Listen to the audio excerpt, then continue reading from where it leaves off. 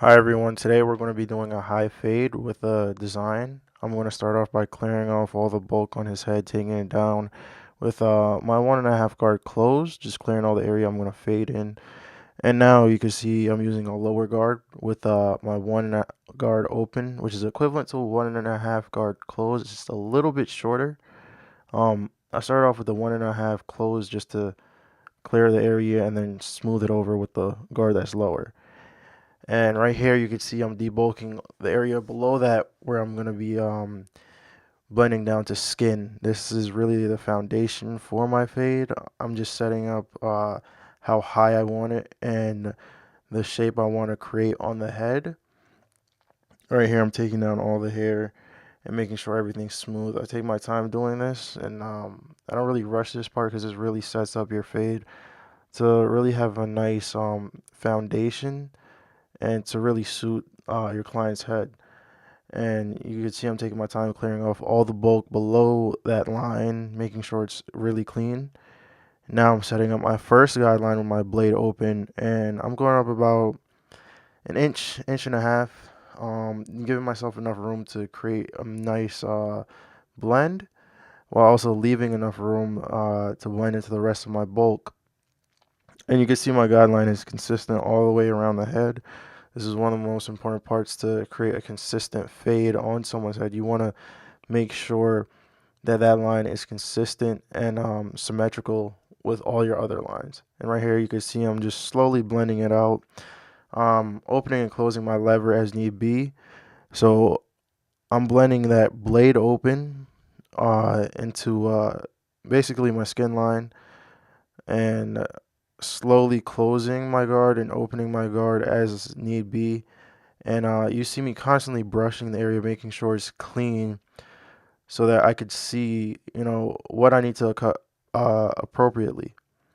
And right here, I'm just finishing off the back. I typically work left side, right side, back of the head. I like to break it up into parts just to make it easier to do. Uh, Now, this is my next guideline with the one guard open. So we start off with the one guard open on the top of the head. So I know this is really going to blend into it pretty seamlessly. And you see me going against the grain in all areas of the head. And right now I just switched to my half guard. So I did the blade open, one guard open, and I'm using the half guard to blend it in between those lines and really bring that transition together. You see me slowly closing the lever and blending it out and alternating between my one guard and half guard. Now I'm cleaning off his head and I'm beginning to do my design. This design was a freestyle design. So I started off basically going off of basics of what I know. Start off with a nice little curved line where I think it would suit my client. And from there, added another line off of that. And you see how I accentuate certain parts of the design to bring out those drastic changes. I feel like it really adds to a design and brings it to life, having some areas thicker, some areas thinner. And I really, this is a little fast forward, but I really take my time and make sure that the design fits my client's head. And I slowly, like, just attack the line and make it longer, curve it, make it thicker as need be, and hit it from appropriate angles. Like you could see right here, I'm holding my trimmer upside down, and I'm holding it regularly, and it really helps me really get in the nooks and crannies of the design to make sure it's clean all the way through. And right here, I'm just finishing off the design, adding a little accent piece towards the end.